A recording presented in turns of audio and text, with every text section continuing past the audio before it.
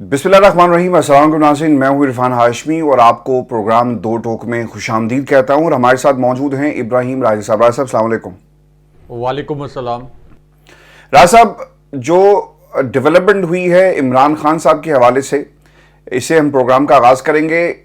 हुकूमत ने ज़िमनी रेफरेंस दायर करने का 190 मिलियन पाउंड केस का जो मामला है, इसमें फैसला कर लिया है और ये बुशरा बीबी और इमरान खान दोनों के खिलाफ जो है वो किया जाएगा। अब ऐसा लग रहा है कि जो 190 मिलियन पाउंड का केस था, इसमें शवाहिद, इसमें दलीलें और वकील कम पड़ गए, इसीलिए अब एक ज़िमनी रेफरेंस लाने की बाकायदा तौर पर जो है बाज़गश्त है और नैब की तरफ से ये फैसला किया गया है। हैविंग सेड दैट राय साहब, आज इस्लामाबाद में 9 मई के मुकदमात के हवाले से समाअत हुई है और खान साहब की तरफ से 9 मई में जमानत कबल अज़ गिरफ्तारी और बुशरा बीबी की दरख्वास्त पर अफजल मजोका ने समाअत की है और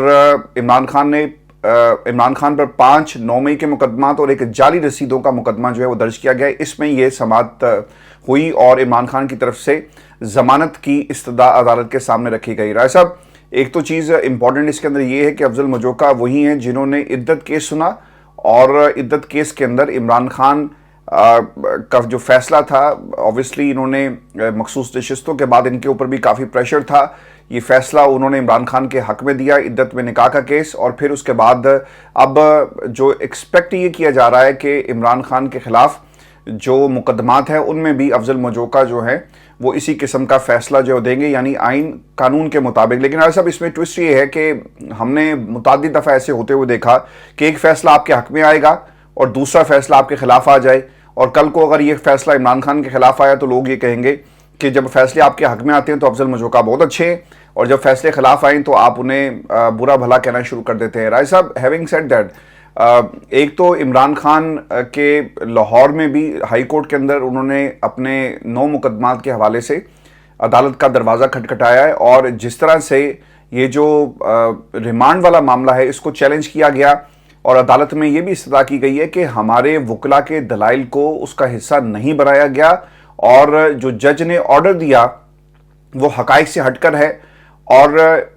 जो जमानत के लेवल के ऊपर आया, सब हमेशा हमने ये देखा कि मेरिट्स पर बात नहीं होती। अब ये जो अरशद खालिद साहब है, इन्होंने जो प्रोसिक्यूशन की तरफ से दलाइल दिए गए या जो चीज़ें पेश की गई उसकी बुनियाद पर फैसला दिया, गो कि गलत फैसला था, लेकिन मेरिट्स पर हमने इंसदाद दहशतगर्दी अदालत का जो 4 सफ़ात का फैसला था वो देखा कि उन्होंने कहा कि डिवाइसेस इस्तेमाल की गई और रियासत के खिलाफ ऐसे मुलजिम को किस तरह से हम जो है वो जमानत दे सकते हैं, यानी लोअर जुडिशरी इस्तेमाल हुई है। हैविंग सेड दैट राय साहब, इमरान खान जो फिच की कल रिपोर्ट थी उसके तराजू में अगर देखा जाए, इमरान खान के हवाले से हुकूमती लोग जो इस वक्त बयानात दे रहे हैं उसके तराजू में देखा जाए तो मेरा ख्याल है कि अभी इमरान खान का बाहर आना जो है वो शायद मुश्किल होगा और सुप्रीम जुडिशल काउंसिल हो या सुप्रीम कोर्ट ऑफ पाकिस्तान हो, जब तक वहां पर क़यादत तब्दील नहीं होती, इमरान खान को अदालतों से इंसाफ मुझे तो कम से कम मिलता हुआ नजर नहीं आ रहा। देखिए हाशमी साहब, आपके सवाल के जवाब की जानिब में आता हूँ, लेकिन इससे पहले ISI एक कर्नल और एक आला जज के मुतल्लिक एक बड़ी तकलीफ दह खबर, यानी एक ब्रेकिंग न्यूज़ तो है लेकिन एक बड़ी तकलीफ दह खबर है, क्योंकि ISI के मुतल्लिक इस्लामाबाद हाई कोर्ट के 6 जज साहिबान ने जो ख़त लिखा था और ISI की अदालती अमूर में मदाखलत के बाद अब एक और लाहौर हाई कोर्ट के आला तरीन जज ने एक कर्नल के मुतल्लिक बड़ा तकलीफ दह इंकशाफ किया है और उनकी वीडियो भी वायरल हो गई है। यानी ये जो जज साहब हैं ये इस्लामाबाद हाई कोर्ट के उन 6 जज साहिबान में शामिल नहीं हैं। दूसरी जानिब पेशावर हाई कोर्ट के जिन जज साहिबान ने ISI की अदालती अमूर में मदाखलत के लिए ख़त लिखा, मदाखलत के मुतल्लिक ख़त लिखा, वो एक अलग मामला है। इंसदाद दहशतगर्दी अदालत सरगोदा के जज ने ISI के सेक्टर कमांडर के मुतल्लिक लाहौर हाई कोर्ट के रजिस्ट्रार को ख़त लिखा कि लाहौर हाई कोर्ट के रजिस्ट्रार को ख़त लिखते हुए उन्होंने ये बताया था कि ISI के सेक्टर कमांडर मुझसे मुलाकात करना चाहते थे और जब मैंने ये मुलाकात करने से इनकार किया तो मेरे घर वालों को हिरासा किया गया और मेरे घर पर धावा भी बोला गया। तो अब लाहौर हाई कोर्ट से हाल ही में इस्तीफ़ा देने वाले जो जज हैं जस्टिस रिटायर्ड शाहिद जमील, उनकी एक वीडियो इस वक्त वायरल हुई है और इस वीडियो में उन्होंने कहा कि मुझे एक कर्नल का पैगाम आया और ये जो कर्नल हैं इन्होंने मुझे जो पैगाम भेजा ये अदालती प्रोटोकॉल से हटकर था, अदालती प्रोटोकॉल की खिलाफ वर्जी थी। और यही जो कर्नल हैं इन्होंने कहा कि मैं आपसे मुलाकात करना चाहता हूँ। मैंने इस मुलाकात की वजह पूछी तो मुझे इस मुलाकात की वजह नहीं बताई गई, बल्कि मुझे कहा गया कि मुझे ये हर सूरत में मुलाकात करनी है। अब लाहौर हाई कोर्ट में भी उस वक्त पीटीआई और इमरान खान साहब से रिलेटेड केसेस सुने जा रहे थे और उसके बाद उन्होंने कहा कि मैंने ये जो कर्नल हैं इनके साथ मुलाकात से इनकार कर दिया और फिर उन्होंने एक बड़ा तकलीफदेह वाकया सुनाया और इस तकलीफदेह वाकये में उन्होंने ये बताया कि जब वो लाहौर हाई कोर्ट के रावलपिंडी बेंच में एक केस की समाअत कर रहे थे जो कि इस्टेब्लिशमेंट के मुतल्लिक था और जिसमें एयरफोर्स से जुड़े कुछ मामलात भी थे, तो उन्होंने कहा कि मैंने जब 2-4 सख्त किस्म के रिमार्क्स दे दिए और उसके बाद जब मैं अदालत से बाहर निकला तो इस्टेब्लिशमेंट ने मेरी गाड़ी के पीछे गाड़ियां लगवा दी। उन्होंने कहा कि जब मैं बतौर जज, आप अंदाजा कर लें कि लाहौर हाई कोर्ट के एक आला हाजिर सर्विस जज वो कुछ रिमार्क्स देते हैं तो इस्टेब्लिशमेंट उनको धमकाने के लिए उनकी गाड़ी के पीछे अपनी गाड़ियां लगवा देती है। और अब वो ये इंकशाफ कर रहे हैं कैमरों के सामने, काशिफ अब्बासी साहब के प्रोग्राम में उन्होंने ये इंकशाफ किया है। तो यही वो जज हैं जिन्होंने इस्तीफ़ा दिया था और इस्तीफ़ा देते हुए ये कहा था कि हमें दबाव के तहत फैसले नहीं करने चाहिए, हमें इस निज़ाम के ख़िलाफ़ अलम बगावत बुलंद करना चाहिए। अगरचे अलम बगावत बुलंद करने का तरीका वो है जो कि इस्लामाबाद हाई कोर्ट के 6 जजेस ने अपनाया कि आप डट जाएं, इस्तीफ़ा देना कोई ऑप्शन नहीं है। लेकिन बहरहाल इन्होंने कुछ कम पसंदीदा ऑप्शन अपनाया, लेकिन अब ये भी बता रहे हैं कि इनको एक कर्नल के ज़रिए और फिर इस्टेब्लिशमेंट के ज़रिए किस तरह से धमकाया गया और इनसे अपनी मर्जी के फैसले लेने की कोशिश की गई। और अब भी जस्टिस फायद ईसा जो हैं वो यही राग लाते हैं कि मेरे होते हुए अदलिया के मामलात में किसी किस्म की कोई मुदाखलत नहीं हो रही। अब हाशमी साहब आज के दिन में ऐवान सदर के हवाले से भी एक और ख़बर लॉन्च करवाई गई है, यानी ये बड़ी एक हसास खबर जो है ये लॉन्च करवाई गई है। और इस खबर के बाद एक ट्रेंड चल रहा है ट्विटर पर एक नाम नेहाद मुबैना एंकर के ख़िलाफ़ जो कि पीटीआई चला रही है। पीटीआई ये ट्रेंड चला रही है और उस ट्रेंड में ये कह रही है कि ये जो नाम नेहाद एंकर है मुनीब फारूक, पीटीआई के अल्फाज के बकौल ये एक टाउट एंकर हैं और पीटीआई ने ट्रेंड चलाया कि ये कोई सहाफ़ी नहीं है बल्कि इससे पहले कहीं ये वकील थे। बाद में ये नजम सेठी साहब की खुशामदे करके प्रोग्राम में उनकी खुशामदे करके सिर्फ कोई 2-4 लुकमे देते थे 1 घंटे के प्रोग्राम में और नजम सेठी साहब ही पूरे तज़िये देते थे। क्योंकि इनकी एक और वीडियो वायरल हुई है ये मुनीब फारूक की और इस वीडियो में मुनीब फारूक ये कह रहे हैं कि पीटीआई को 78 नशिस्तें देने का फैसला सुप्रीम कोर्ट ने कर तो दिया, अब अगलों ने यानी इस्टेब्लिशमेंट के मुतल्लिक कह रहे हैं कि उन्होंने ये फैसला कर लिया है कि इमरान खान साहब कौमी सलामती के लिए मसला है और अब वो खुलकर सामने आ गए हैं और इमरान खान साहब को कह रहे हैं कि आए हमारे साथ जो है वो ज़ोरे बाजू आजमा लें। और उसके बाद जो है वो ये भी तासुर दे रहे हैं कि इस्टेब्लिशमेंट जो है वो इमरान खान साहब को इस वक्त कौमी सलामती का मसला भी समझ रही है और साथ इनडायरेक्टली वो इस्टेब्लिशमेंट के इस मौक़िफ़ की हमायत भी कर रहे हैं। जैसे उन्होंने सनम जावेद की गिरफ्तारी के लिए जो कि 14 माह अगवा रही, उनकी दोबारा गिरफ्तारी के लिए राह हमवार करते हुए ये झूठ गढ़ा कि उन्होंने इस्टेब्लिशमेंट के किसी ओहदेदार के अहल खाना के मुतल्लिक मुबैना तौर पर कोई बात की थी। और इसी तरह शेख रशीद जिनकी आंखों पर पट्टी बंधी हुई थी, तो शेख रशीद ने भी ये इंकशाफ किया था कि जब उनको अगवा किया गया, उनको एक ख़ास मकाम पर ले जाया गया, उनकी आंखों की पट्टी खोली गई तो आगे मुनीब फारूक बैठा हुआ था। ये शेख रशीद के अल्फाज थे और उन्होंने कहा कि ये इस कदर शफाक शख्स है कि इसने ये लिहाज नहीं किया कि मैं एक अगवाशुदा शख्स हूँ तो मैं इसका इंटरव्यू करने से इनकार कर दूँ, इसने मेरा कॉम्प्रोमाइज सिचुएशन में इंटरव्यू किया। अच्छा, तो अगर अब ये मुनीब अगर आप फारूक ने इजाजत दें, आपने जो बात कही ना, आप जो कह रहे हैं कि नजम सेठी साहब के तरले, राय साहब नजम सेठी साहब के तरले नहीं हुए। नजम सेठी मेरे से ज़्यादा मुनीब फारूक के करियर को कौन जानता है। मैंने तो राय साहब उन मीटिंग्स को अटेंड किया जब ये पहली दफ़ा दुनिया टेलीविज़न की बिल्डिंग में दाखिल हुए थे और चैनल लॉन्च नहीं हो रहा था। और ये वो आज भी डायरेक्टर न्यूज़ जो हैं वो मौजूद हैं, जिनको ये बार बार जाकर कहा करते थे। ठीक है, इंसान जब अपना करियर स्टार्ट करता है उसने कहीं ना कहीं से तो राय साहब स्टार्ट करना होता है। तो ये तरले किया करते थे कि खुदा दे वास्ते मैनू टेलीविजन के सामने ले आओ, and then he started his career. Najam Sethi साहब की एंट्री बहुत बाद में हुई दुनिया टेलीविजन में, लेकिन उससे पहले ये बहुत ज़्यादा कोशिशों में थे। और आपने वकील का कहा, वकालत ऑब्वियसली ये करते रहे।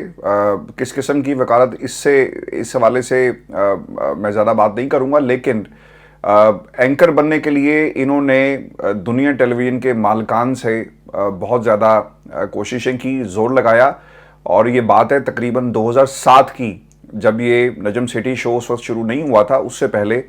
ये कोशिशों में रहे और एंकर बन गए। तो सहाफ़त, राय साहब, इस मुल्क के अंदर सहाफ़ी तो ऐसे भी हैं जिनका सहाफ़त से दूर दूर तक कोई ताल्लुक नहीं है। जिस एनवायरनमेंट में आपने या मैंने वक्त गुजारा, जिस माहौल के अंदर जहाँ पे ख़बर बन रही होती है, ऑन ग्राउंड खड़े होकर रिपोर्टिंग की, कई बरस रिपोर्टिंग हम करते आए।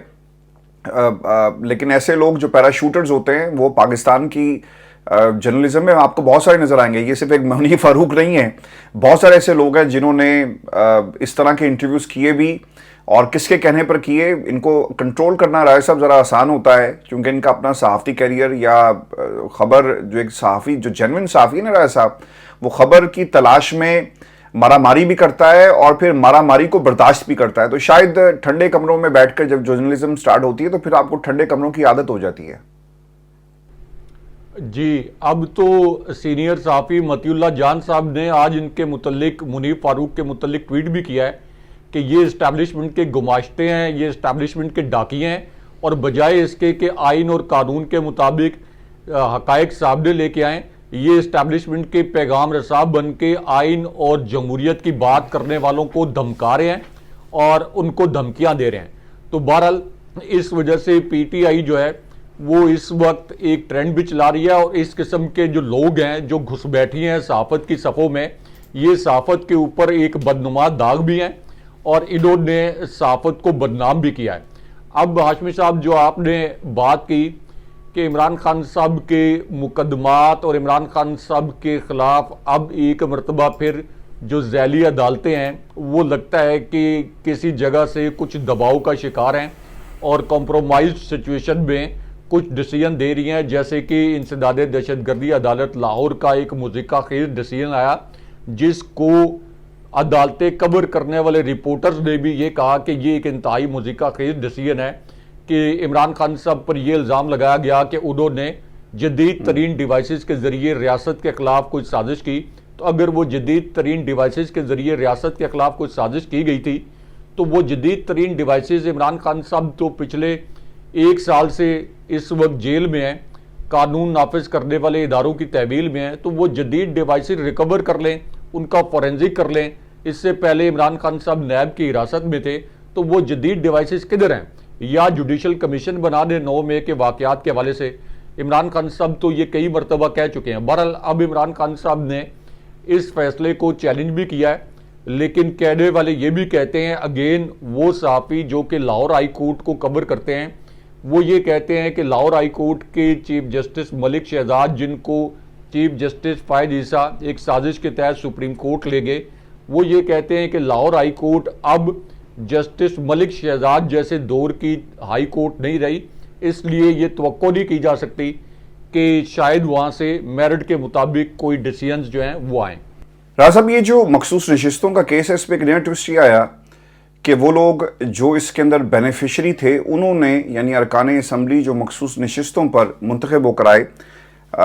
उन्होंने अब सुप्रीम कोर्ट पाकिस्तान का दरवाज़ा खटखटाने का फ़ैसला कर लिया। खबर के मुताबिक अलहदा सुप्रीम कोर्ट पे रिट पिटीशन दायर करेंगे, जिसमें मेंबरान मौक़िफ़ अपनाएंगे कि उनको सुने बगैर उनके खिलाफ फ़ैसला दिया गया। इन मेंबरान ने रिट पिटीशन के मदरजात पर मुशावरत भी मुकम्मल कर ली है, और इन मेंबरान को रिट पिटीशन दायर करने का हुक्म सियासी जमातों की तरफ से दिया गया, और ज़ाती तौर पर रिट दायर करेंगे, लेकिन उन्हें पार्टियों के दर पर्दा हमायत भी हासिल हो गई। राय साहब, मैं अगली खबर की तरफ भी जाऊंगा, लेकिन ये जो इससे रिलेटेड सवाल ये है कि आप बेनिफिशरी थे और आपके इस फायदे हासिल करने से पहले का जो पूरे का पूरा प्रोसेस है उसे सुप्रीम कोर्ट ऑफ पाकिस्तान ने कलदम करार दिया। सुप्रीम कोर्ट में जो फैसला आता है उससे पहले हमने ये देखा कि पाकिस्तान की सियासी जमातों ने पार्लियामान के ऊपर डाका डाला और जो माले गनीमत था, जो लूट का माल था, उसे तकसीम किया, और ये तकसीम किसको करना है ये फैसला बाद में हुआ। तो सुप्रीम कोर्ट क्या इनकी बात को सुनेगी, क्योंकि ये तो बेनिफिशरी थे, ये इंतखाब लड़कर नहीं आए, बल्कि इन्होंने माले गनीमत के ऊपर जो है वो कब्जा किया। हैविंग सेड दैट, जो खबर एक और राय साहब है वो सनम जावेद के हवाले से है,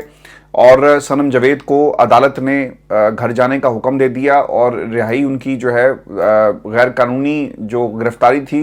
उसे करार देकर ये मुमकिन हुई है इस्लामाबाद हाई कोर्ट से। सनम जावेद नामनासिब जुबान इस्तेमाल नहीं करेंगी, ये वकील ने यकीन दहानी कराई। मियां गुल हसन औरंगजेब ने एक रिमार्क्स जो दिए और एक वीडियो का उन्होंने हवाला दिया कि मैंने सनम जावेद की एक बहुत ही नामुनासिब जुबान इस्तेमाल जिस वीडियो के अंदर की वो इंटरनेट पर देखी। फाजिल जज ने दरख्वास्त गुजार के वकील से इस्तफसार किया कि आप जमानत देते हैं कि सनम जावेद मजीद नामुनासिब गुफ्तगू नहीं करेंगी, इस पर गारंटी देकर इनको छोड़ दिया गया। अब राय साहब, मुझे ये लगता है कि मियां गुल हसन औरंगजेब साहब ने पिछली समात के ऊपर इनसे रिलेटेड जितने भी पाकिस्तान में मुकदमात बनाए गए थे उनकी डिटेल्स मांग ली थी। अब डिटेल तो जमा नहीं करवाई गई और इस बुनियाद पर मेरा ख्याल है कि ये सनम जावेद को जो है वो हुकूमत की तरफ से जो मौक़िफ़ या स्ट्रेटजी अपनाई गई कि अगर हमने डिटेल्स जमा करवा दी तो हम फ्यूचर में सनम जावेद पर हाथ नहीं डाल सकते, और ये अदालत के रिकॉर्ड पर नहीं आई।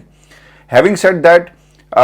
ये मियां गुल हसन औरंगजेब की तरफ से एक मास्टर स्ट्रोक था, चूंकि अगर ये जमा करवाते तो ऑब्वियसली फिर आपने एक एक मुकदमे को इस्लामाबाद हाई कोर्ट ने देखना था कि उसकी बुनियाद क्या है। अब पता ये चला है कि बलूचिस्तान के अंदर जो दरखास्तें सनम जावेद के हवाले से थी और फिर जो केसेस थे इनको वापस लेने की अटॉर्नी जनरल की तरफ से यकीन दहानी करवाई गई। आज तक अब सनम जावेद पर कोई केस नहीं है, लेकिन अदालती रिकॉर्ड हमें कुछ और बताता है। साहब, गिरफ्तारी होगी सनम जावेद की दोबारा, आपको लगता है? और फिर ये जो मखसूस नशिस्तों का मामला, इसको भी आप कैसे देखते हैं? क्योंकि इनकी दरख्वास्त को क्या सुप्रीम कोर्ट ऑफ पाकिस्तान उठाकर बाहर फेंकेगी या फिर एंटरटेन किया जाएगा क्योंकि काजी साहब की अदालत है? देखिए हाशमी साहब, मखसूस नशिस्तों के मामले पर जो नज़रसानी दरख्वास्त जानी थी, इस हवाले से भी अब एक और गेम की जा रही है,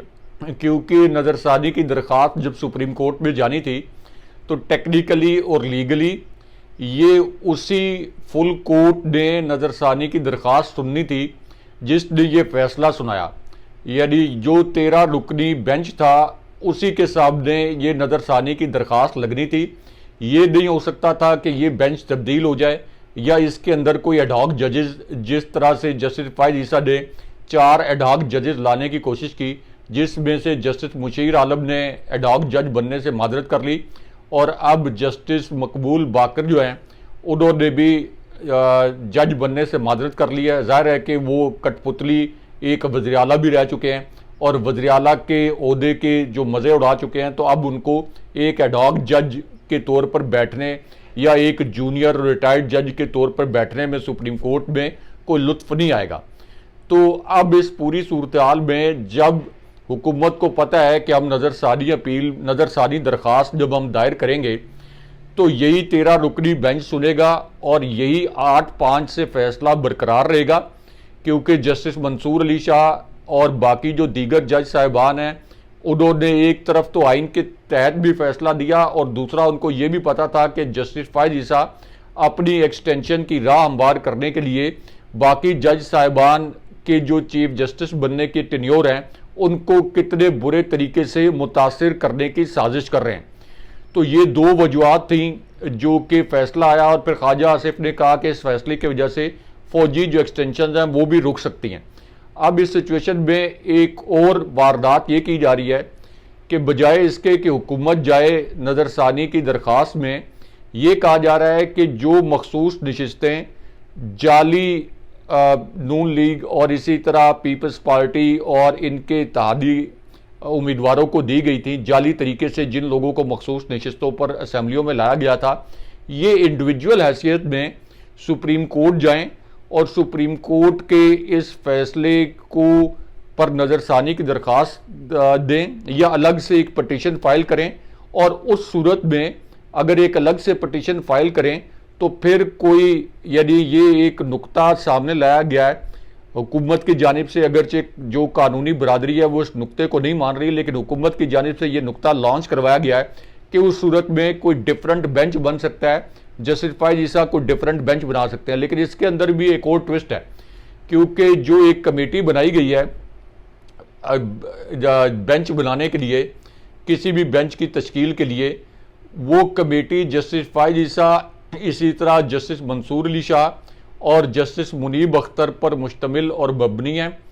तो इस पूरी सिचुएशन में अगर बेंच बनाने के लिए इस किस्म की कमेटी है तो जस्टिस मुनीब अख्तर और जस्टिस मंसूर अली शाह तो जस्टिस फाइज ईसा जिस तरह इससे पहले अपनी मर्जी के, अपनी मंशा के मुताबिक बेंचेस तश्कील देते रहे हैं, उस तरह के बेंच शायद तश्कील देना उनके लिए आसान ना हो। बहरहाल अब ये एक नया मूव किया गया है। अब आ जाए सनम जावेद के मुतल्लिक और उनकी रिहाई के मुतल्लिक और कुछ ऐसे मनाजिर जो पाकिस्तान की टीवी चैनल ने नशर नहीं किए, क्योंकि सनम जावेद के मुतल्लिक एक इंकशाफ सीनियर और मोतबर बुजुर्ग सहाफ़ी हारून रशीद साहब ने यह किया था कि उनके पास ज़ाती तौर पर यह इंफॉर्मेशन है और ये इंफॉर्मेशन उनकी करेक्ट लगती है कि सनम जावेद को मरियम नवाज़ की ज़ाती ख्वाहिश और एमा पर उनको जेल में बार बार कैद किया गया ज़मानतों के बावजूद, क्योंकि सनम जावेद मरियम नवाज़ पर कड़ी तनकीद भी करती थी और उनके खिलाफ इलेक्शन लड़ने का इरादा भी रखती थी। और उनके सियासी कद काठ से जो सनम जावेद, जो कि एक आम सी अदना सी कारकुन थी PTI की, मरियम नवाज़ से उन्होंने अपना कद काठ, सियासी कद काठ बढ़ा लिया। और मरियम नवाज़ तो अब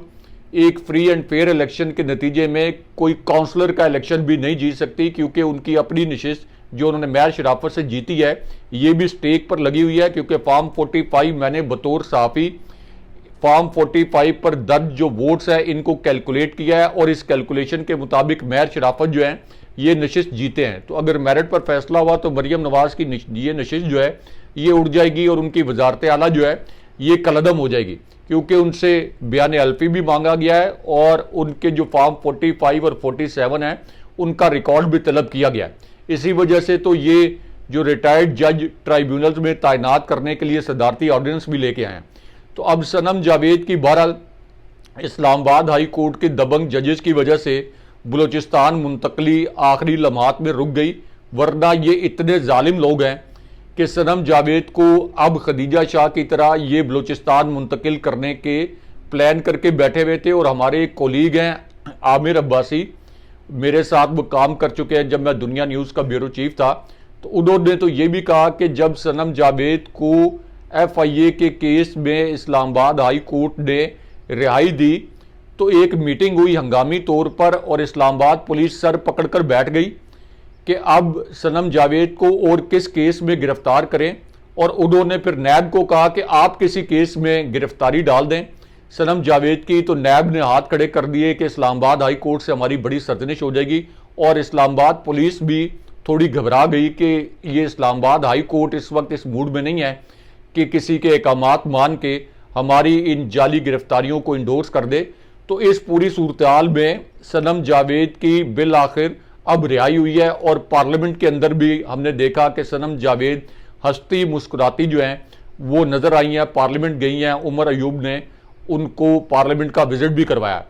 तो ये जो मनाजिर हैं ये मरियम नवाज़ के लिए और मरियम नवाज़ के वो कारिंदे जो कि हर सूरत में सनम जावेद को जेल में देखना चाहते थे उनके लिए इस्तारतन मैं कह रहा हूँ कि एक सियासी थप्पड़ भी है और एक जमहूरी कारकुन जिसने आइन और जमहूरियत की बुलंदी के लिए जिद्दोजहद की और जेल काटी, ये उसकी अखलाकी फतह भी है। और आप ये देखें कि जो जो